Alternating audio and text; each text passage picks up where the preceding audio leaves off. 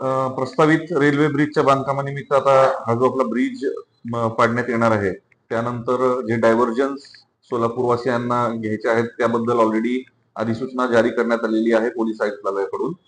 यामध्ये दोन्ही जे रोड आहेत, म्हणजे इकडे मोदी चौकीकडे जाणारा रोड असो किंवा इकडून 54 मीटर कडून येणारा जो रस्ता असो, या दोन्ही रस्त्याची पाहणी आम्ही केली. ही पाहणी प्रामुख्याने ट्रॅफिक आणि लॉ अँड ऑर्डर या दोन्ही अनुषंगाने आम्ही केलेली आहे. ट्रॅफिकसाठी एसीपी ट्रॅफिक आमच्या सोबत होते आणि त्यानंतर लॉ अँड ऑर्डरच्या हिशोबाने इथे काही इश्यू होऊ शकतात का, यासाठी आम्ही त्याची पाहणी केली. रात्रीच्या वेळी काही ठिकाणी पथदिवे नाहीयेत किंवा काही ठिकाणी सीसीटीव्हीची आवश्यकता वाटते, त्या संदर्भात किंवा काही ठिकाणी काही अतिक्रमण आहेत ती तात्काळ काढणं गरजेचं आहे, त्या संदर्भात आम्ही ऑलरेडी माननीय महापालिका आयुक्तांना पत्रव्यवहार केलेला आहे. या येत्या 1-2 दिवसात त्यांच्याकडून त्या कामांची पूर्तता होईल अशी अपेक्षा आहे.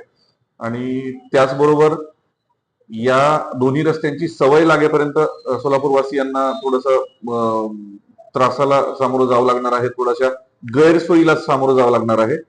आणि या सर्व गोष्टींची सवय लागेपर्यंत आम्हालाही थोडासा बंदोबस्त इकडे वाढवावा लागणार आहे. त्या अनुषंगाने मी आज या रोडची पाहणी केलेली आहे.